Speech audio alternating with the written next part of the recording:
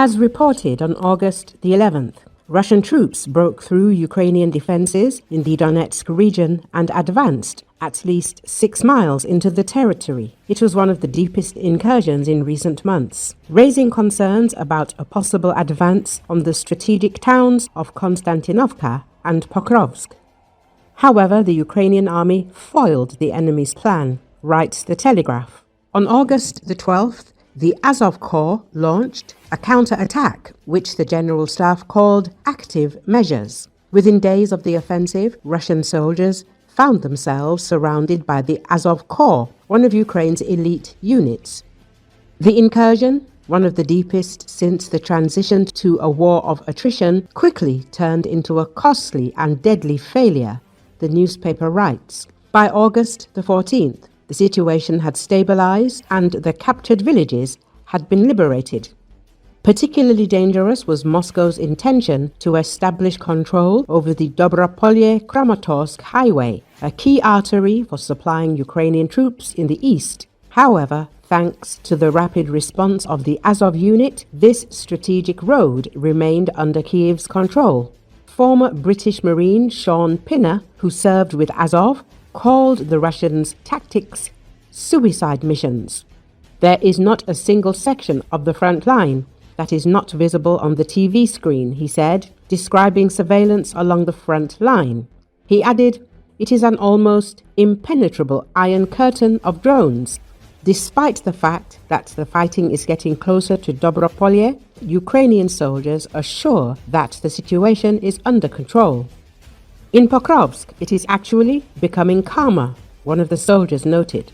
Earlier, analysts from the Institute for the Study of War reported that the defense forces had made progress in the Pokrovsk direction. Ukrainian fighters probably cleared several settlements near Dobropolye and drove the Russians out of the Veseloye and Gruskoye areas. The liberation of Rubeznoye, Novovodanoye, Petrovka, and Zolotoy-Kolodez has also been confirmed. The Ukrainian defense forces have managed to dislodge the occupiers in several areas of the front, according to a new report by the Institute for the Study of War. It is noted that on August the 15th to the 16th, the Russians attacked near Novokonstantinovka, Varachino, and Yunakovka. However, the enemy failed to achieve significant success in the north of the Sumy region. Also, the occupiers' attempts to attack and advance have been unsuccessful in the Kharkiv region. Analysts shared that in this region, the Russians are trying to attack with small infantry groups, sometimes using motorcycles for quick movement.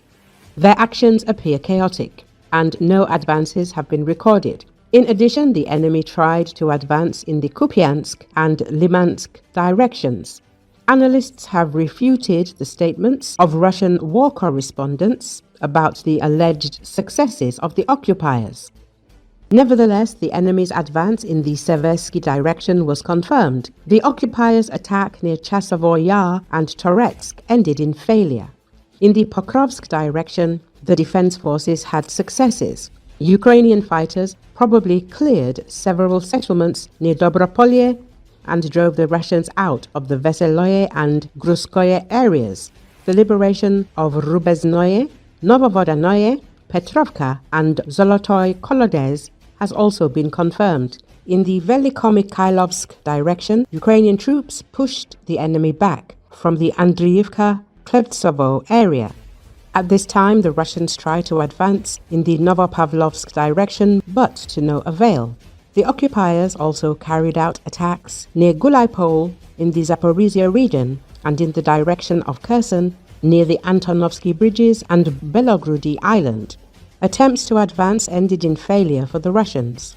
Subsequently, Commander-in-Chief Alexander Syrsky confirmed that 6 settlements in the Pokrovsky direction had been cleared of Russian occupiers.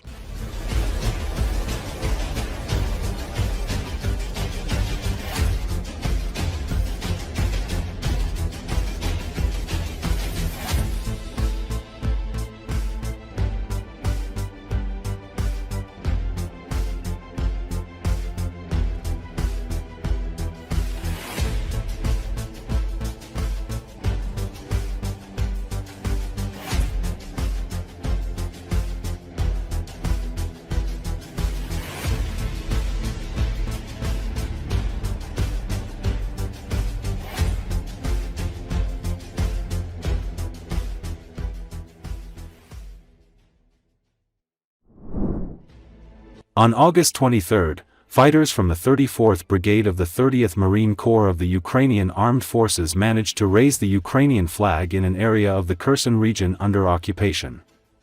A drone flying over territory controlled by the occupying Russian army also played the Ukrainian national anthem through a mounted speaker. The flag was placed on the highest tower in the area. August 23 is celebrated in Ukraine as the National Flag Day, and the operation was carried out to mark this significant occasion. The nearby occupying forces were unable to prevent the flag-raising operation.